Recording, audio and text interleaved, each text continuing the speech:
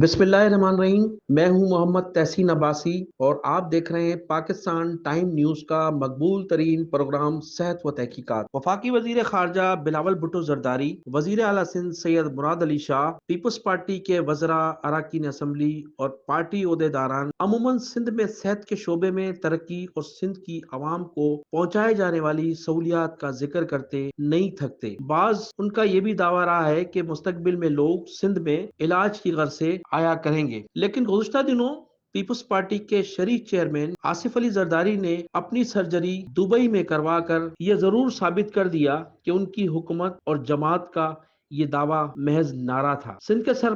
سرکاری اسپتالوں کی حالت زار آج بھی اسی طرح ہے، بلکہ بعض سرکاری اسپتال مزید زبوحالی کا شکار ہیں۔ تاہم NICVD محکمہ صحت میں ایک انقلابی قدم ضرور تھا، لیکن اس سے ادارے میں ڈاکٹر ندیم قمر کی تعیناتی نے اسے سیاست کی نظر کر دیا۔ گزشتہ کئی دنوں سے سندھ کے سرکاری اسپتالوں میں دوائیں ناپید تھیں۔ غریب و نادار مریض اور ان کے لواحقین اس سلسلے میں خاصے پریشان دکھائی دیے۔ اس قسم کی خبریں اخبارات، چینلز اور سوشل میڈیا پر وائرل ہونے کے بعد سیکریٹریٹ صحت سندھ نے کراچی سول اسپتال کو 50 کروڑ، سندھ سروسز اسپتال کو 30 کروڑ اور سندھ کے تمام اضلاع کے DHOs کو 10-10 کروڑ روپے سپلیمنٹری گرانٹ جاری کی، لیکن چونکہ محکمہ صحت میں بدعنوانی عروج پر ہے، مذکورہ دی جانے والی گرانٹ بھی ناکافی دکھائی دے رہی ہے۔ کراچی سول اسپتال جہاں تقریباً 1 سال سے خاتون MS تعینات ہیں، ان کی تعیناتی پر ملازمین خاصی مسرت کا اظہار کر رہے تھے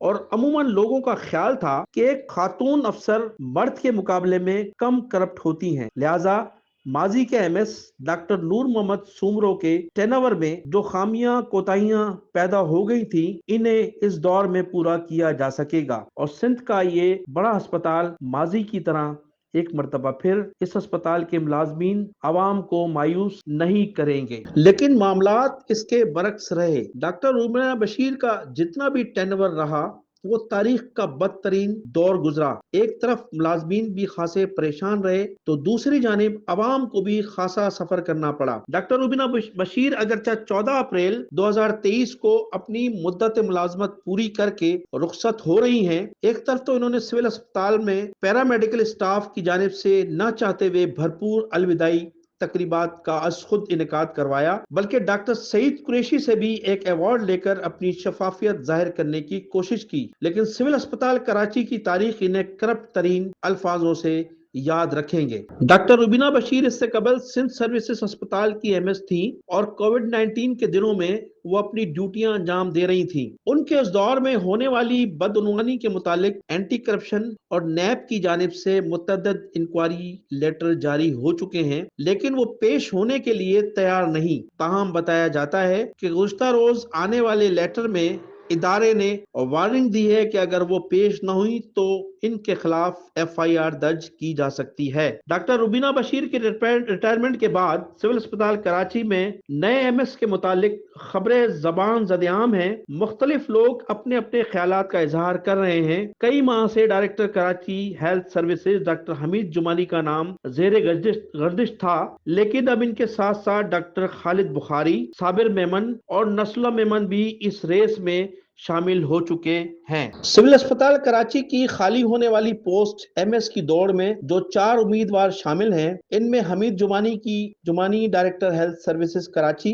ہیں اور انہیں کراچی میونسپل کارپوریشن کا بھی اضافی چارج ملا ہوا ہے۔ ان کے متعلق یہ بھی بتایا جاتا ہے کہ ان پر مبینہ طور پر نیب کی بھی انکوائری جاری ہے، لیکن انتہائی باوثوق ذرائع کا کہنا ہے کہ وہ سول اسپتال کراچی کے MS کا بھی چارج لینے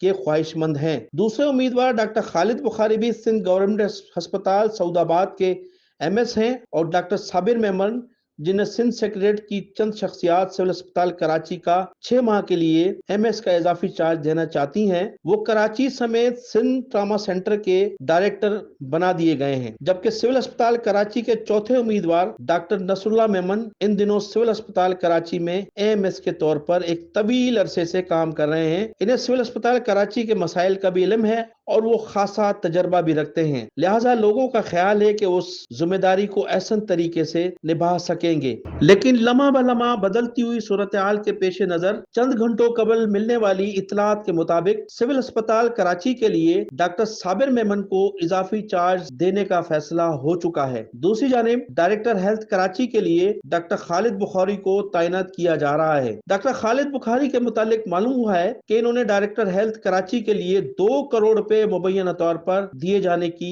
اطلاعات ہیں، اور ڈاکٹر خالد بخاری ڈائریکٹر ہیلتھ کراچی کے امیدوار کے لیے اس وجہ سے دلچسپی رکھتے ہیں کہ چند روز بعد کراچی ڈویژن میں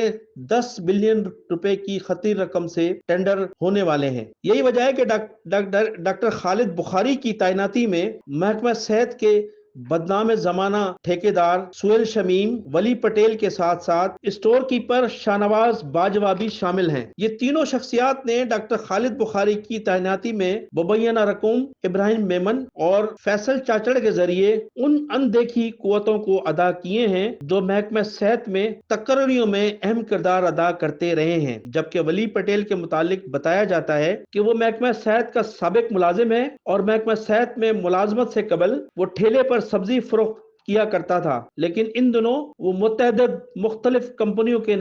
سے نہ صرف ٹھیکیداری کر رہے ہیں بلکہ ان کی فیملی آسٹریلیا کی نیشنل ہولڈر بھی ہے اور اربوں روپے کا کاروبار بھی آسٹریلیا میں ان کی ذاتی ملکیت بتایا جاتا ہے۔ سپریم کورٹ کے احکامات کی روشنی میں گرائے جانے والے نیسلٹ ٹاور کے وہ مبینہ طور پر حصہ دار بھی بتائے جاتے ہیں۔ یہ ٹولہ محکمہ صحت میں بڑے پیمانے پر بدعنوانی کی شناخت بتایا جاتا ہے۔ ناظرین، ابھی آنے والا وقت ہی بتائے گا کہ سول اسپتال کا MS کس کو تعینات کیا جا رہا ہے۔ میں انہی الفاظ کے ساتھ آپ سے اجازت چاہوں گا کہ آپ میرے چینل کو سبسکرائب بھی کیجئے گا اور اب کمنٹس پہ جا کر اپنی قیمتی رائے کا اظہار ضرور کیجئے گا۔ پاکستان زندہ باد۔